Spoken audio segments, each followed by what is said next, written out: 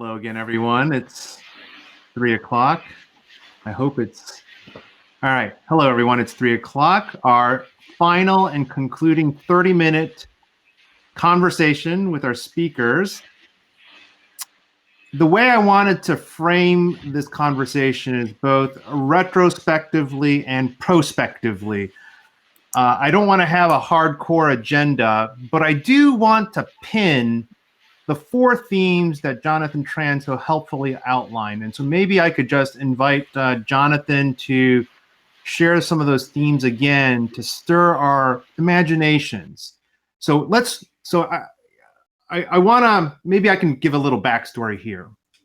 So in 2017, Isaac Kim and I organized our first Asian American Theology Conference as graduate students. And part of that was to bring in scholars and practitioners in the same room for mutual accountability, so that the theory didn't become ungrounded from actual practice, and that the practices of ministry wasn't ungrounded from the insights of scholarship. It was really successful. There was a lot of mutually beneficial and generative dialogue, conversation, and accountability. And we expanded that basic structure in 2019, and we really added more scholars from the Asian American studies field. So not just theologians that were scholars, but historical scholars, social science scholars, political scientists, etc. And again, the audience response was powerful. It was palpable. There was something more going on in the room at the time.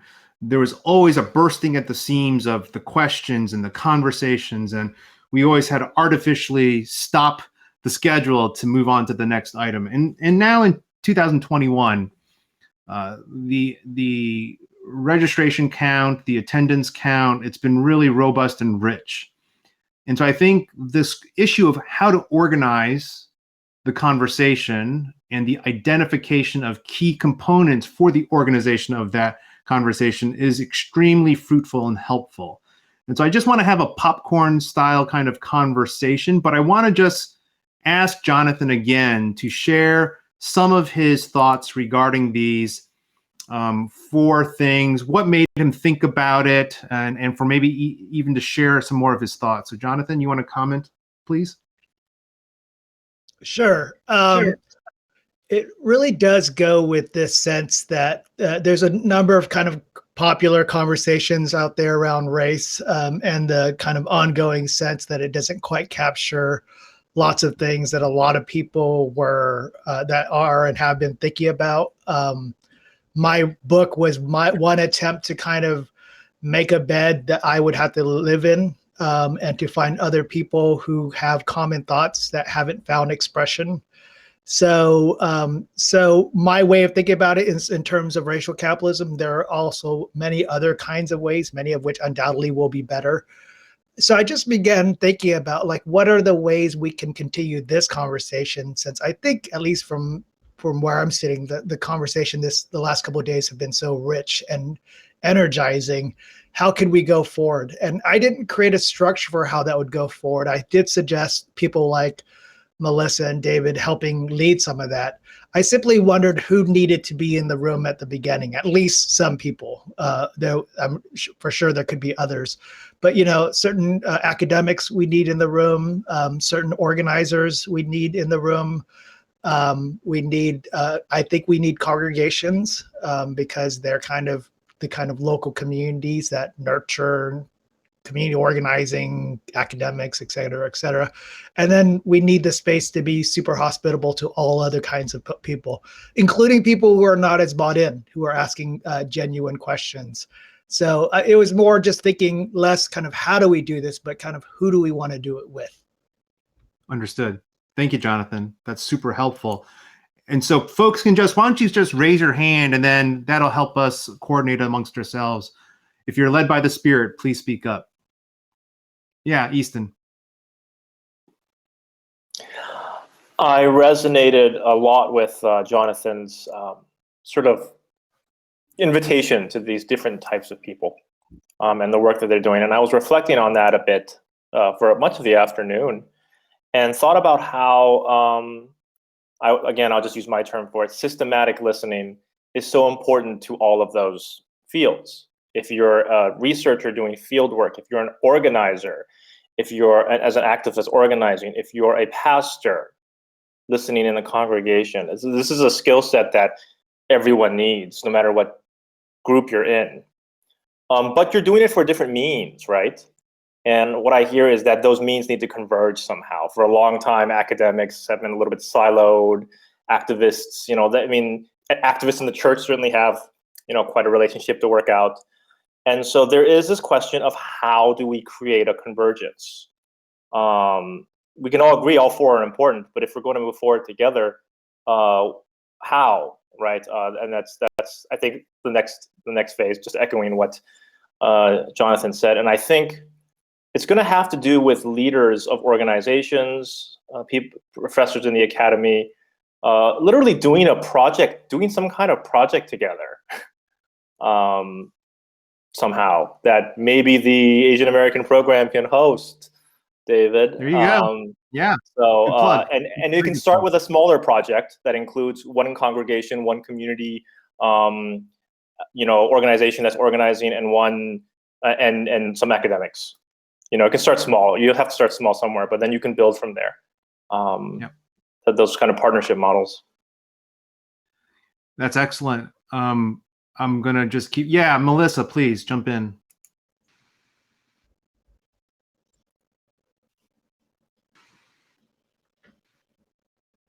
Sorry. Oh, no, never mind. Okay. Oh, Yeah. I'm so sorry. My computer was acting wonky and I couldn't unmute myself, which is my worst nightmare. Not being able to talk is just a recurring nightmare I have.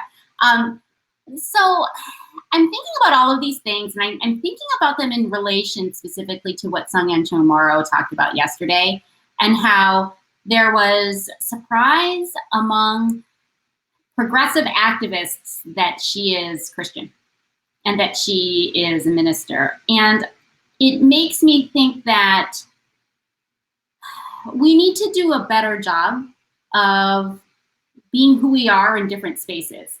That's a very vague statement of saying when we are in our faith context, I think we could do a better job of speaking authentically and honestly and courageously about how we are also people who are activists about social justice, okay? And when we are working in activist social justice organizations, I think we could probably do a better job of speaking honestly about how we do so out of a commitment to living out our faith values. And so there is one aspect I'd like to lift up. The other thing I'd like to lift up is something that Dr. George said in the last session, which is working first with what's right in front of you. I forget the precise phrasing of it, but it makes me think about a book that transformed my life in 2020. It's a book called Politics is for Power by Aidan Hirsch, a political scientist at Tufts. I keep bringing up this book because what he recommends is useful for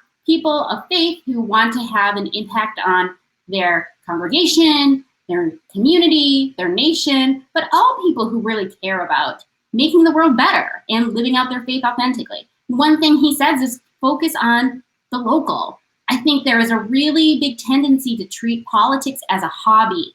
And that's something that Hirsch talks about quite a bit in his book.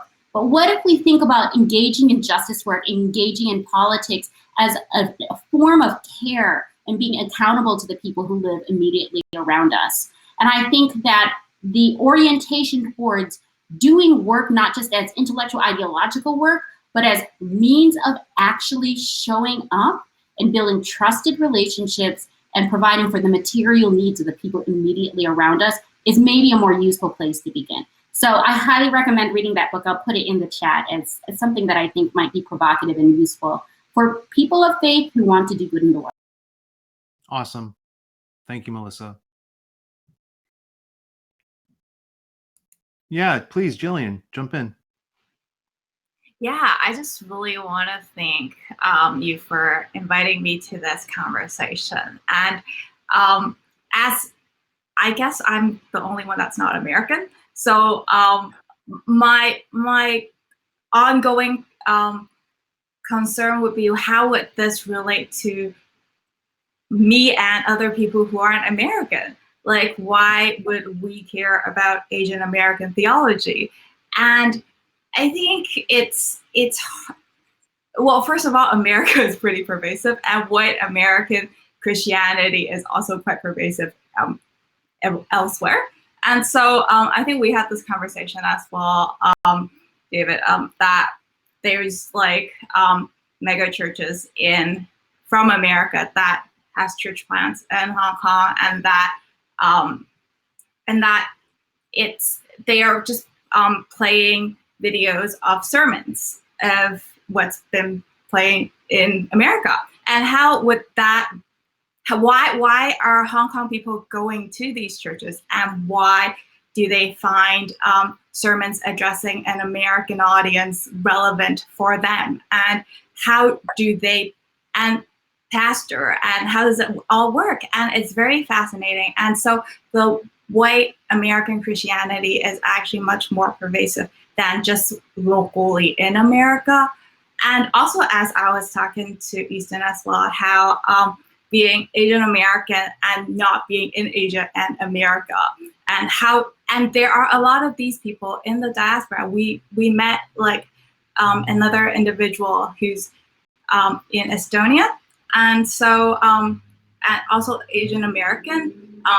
We were having this conversation in the lounge, and so, and how do these people now in the diaspora contribute to this conversation? And so I think there are two folds to this ongoing conversation, in that how do we draw people who aren't necessarily Americans into this conversation, and those who are actually Asian Americans, but now outside of both Asia and America, into this conversation. And I think that would be an interesting take. That's a fabulous question, Gillian. I want to throw it back to the group. Does anyone wanna chew on it and share their thoughts with us? Yeah, Lucas. Just improvising a little bit. I really appreciated, Gillian, your talk, as well as part of Easton's that I caught, being myself actually Chinese American Canadian who has family still in Hong Kong, and I'm sure like many Cantonese or people of Hong Kong descent in America, really being struck by, among other things, the eerie parallels between police brutality in America and the actions of the Hong Kong police over the past year in relation to protests. And so, just to take that as one example, I don't think a lot of people know that despite the escalating, discourse of a new Cold War between China and America, American police have played a critical role in training the Hong Kong police force. That going further back, when we think about the Cold War, America's support for the Khmer Rouge is another part of Cold War history that escapes notice. And so I think empire is a really important concept for talking about why, to go back to a phrase that I think about a lot from Martin Luther King, that we're all bound in a single garment of destiny. And that phrase, I think, has been sentimentalized a lot, but I think one of the reasons why the diaspora and Asians in America have a common destiny is because of empire. It is because of the way that Asia has, especially now, finds itself suspended between two, great powers with imperial designs, and which are offering these competing narratives. I talked about the narrative of Caesar the other day in Luke 2, and how the gospel, the Evangelion, provides a rival message that was so threatening to Augustus. So, I really want to affirm the importance of Asians in America looking beyond our borders and thinking about how being Asian in America entails solidarity with people who are beyond the borders of America. And that's actually a point I make in my open letter, which is that what American politicians do affects the whole world. And therefore, what Christian nationalism looks like in America does have ramifications for the whole world. It is why Ted Cruz can market himself as a champion of Hong Kong rights and then turn around and deny temporary protected status to Hong Kongers seeking asylum. It is in the name of a particular view of God and country that allows him or enables him to selectively support Hong Kong. So, those are just my thoughts off the top of my head. Thank you, Lucas. That's extremely helpful. Would anyone else want to respond to Gillian's question about Asian American theology and its relevance? Yeah, Jane, please jump in. I just wanted to highlight some of the work that's being done because there are a number of scholars who are working on these questions, particularly in terms of U.S.-Asia and particularly taking historical perspectives. But there's actually just a lot of historians doing work about kind of U.S. evangelicalism in an international context. It's like a whole growing subfield within diplomatic history, which is the field I was originally trained in. So I'll just drop a few links in the chat. But yes, Jerry just dropped exactly. So Helen Jin Kim's a historian at Candler at Emory. Her book is coming out, I think, this year with Oxford, and it's essentially about how South Korean and U.S. evangelicalism, how they were basically, they made each other, right? So they were inextricably intertwined, and she looks at this relationship during the Cold War through the lens of the Billy Graham Evangelistic Association, World Vision, and I believe Campus Crusade for Christ, now called CRU. And, I think the kind of endpoint of the book looks at how these collaborations or these organizations, in many ways, they contributed to the rise of right-wing evangelical movements in both the United States and South Korea. And so these are things that I think also, I know there's a number of scholars who are writing about South Korean politics and how kind of right-wing evangelicalism has had an outsized influence on South Korean politics. So I don't know as much about, well, Justin C., I'm sure you might know his work on Hong Kong and the umbrella movement. So there are folks, so if folks are interested, even if you're not an academic, I think a lot of this work is actually quite accessible.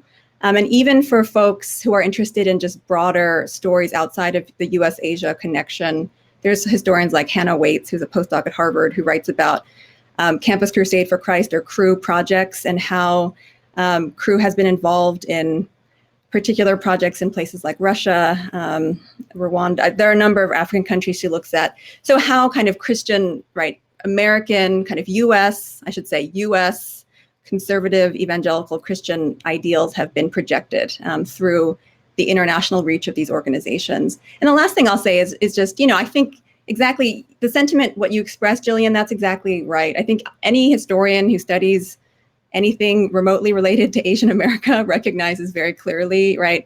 There's this saying that, Gary Okihiro is a historian who says, Asians came to America because Americans first went to Asia. So there's an inextricable, there's so much kind of embedded in that sentiment, but I think it conveys really well that it's about, right, this whole story that we're telling, we're all part of the same story, if you frame things quite broadly. And migration, race, religion, all of these things you can't understand any of these histories and any of our present moment, right, without kind of looking beyond the United States. So I wholeheartedly resonate with what you're saying. And I hope that folks, even outside academia, can kind of adopt a much more expansive understanding kind of where we sit. It's not just about US history, it's actually about broader histories as well. Thank you, Jane. Yeah, Geomon, please. Yeah, just to build on that, yes, there's a strong transnational relationship with the United States and South India. And just to build on what Jane was saying, there's a lot of research that needs to be done, not just with Western institutions and agencies going to foreign countries, Asian countries, but indigenous organizations. I know many first-generation Indian Christians have started nonprofit organizations and then sending missionaries, creating community development programs, and trying to be influential not only here as well as back home. I think that's an area as well that is worth exploring.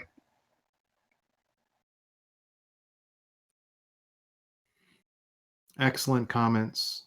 Very excellent comments. Thank you for sharing the resources as well. Easton, did you want to jump in? My very practical response to how do we foster a more trans-Pacific and transnational conversation on this issue is to look at the example of some of these new media outlets like New Bloom and in Taiwan and the Lausanne Collective, but perhaps addressing it through the angle of religion, or at least for some scholars to contribute their trans-Pacific analysis to that, because those media outlets are, in that interconnected way. So I don't know if that came through. My internet's not great. It did. What I caught was these new media companies don't abide by standard nation-state boundaries, right? These are global enterprises collecting news and information and stories across boundaries. And this is just the new normal now, to see, and I think Jonathan mentioned an ethnographer or an ethnographic theory that didn't simply see traditional boundaries, but looked at people in their relationships and allowed the people and relationships to set the terms of engagement. And what I'm hearing is technology, as we have used in this conference, changes how we shape our conversation, our speech towards one another, our engagement with one another. And so this is tying back to the digital ethnography theme from the previous session. This is all worth our thinking seriously about. How does technology and media change our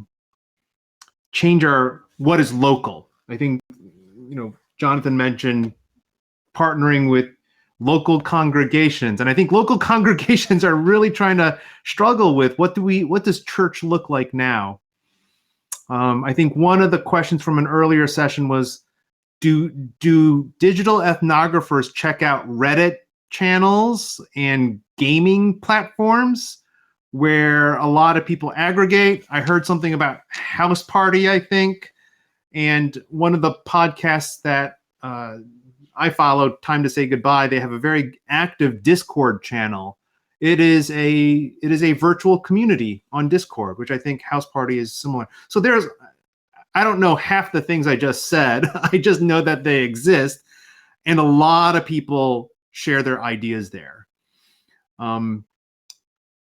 Other thoughts along this line, or anyone want to raise a new topic for thinking ahead prospectively for this conversation?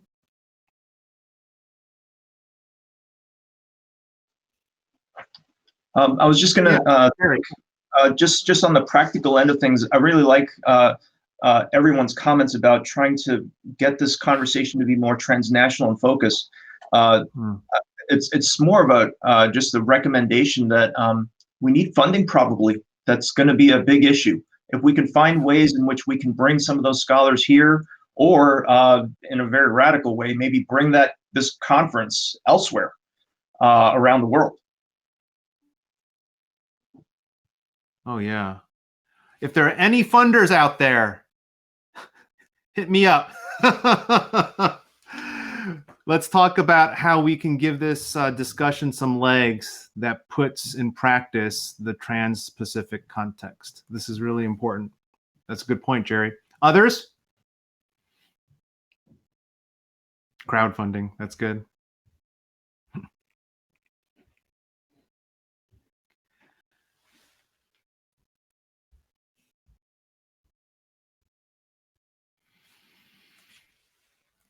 Well, perhaps this is a good place for me to find